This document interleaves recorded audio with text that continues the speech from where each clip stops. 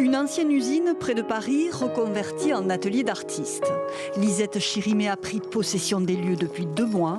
Nous la retrouvons à l'œuvre et totalement absorbée.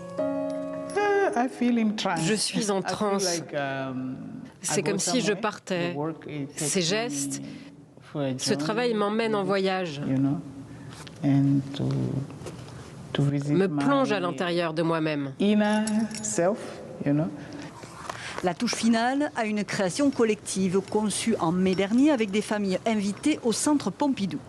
Certaines de ces personnes avaient le cœur brisé et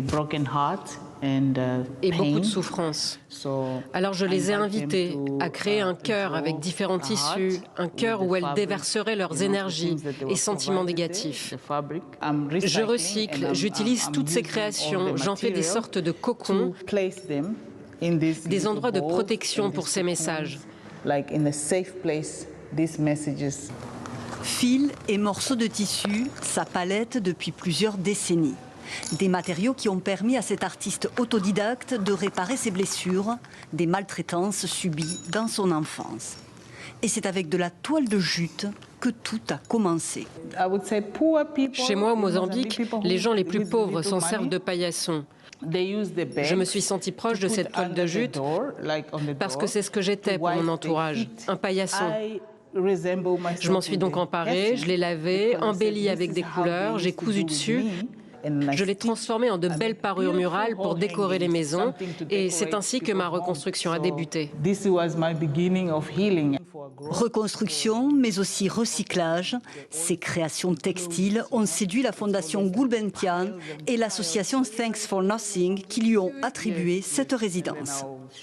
On voit vraiment que ça lui sort des tripes, si on veut parler très crûment, justement avec, elle les appelle les cocons, mais on pourrait presque dire des boyaux, des intestins en les regardant suspendus. Il y a justement cette passion, cette forme, ce travail avec l'artisanat qui est très très fort. Et à côté de ça, on a un travail conceptuel qui est fort. Ce travail sur la recherche identitaire nationale du Mozambique.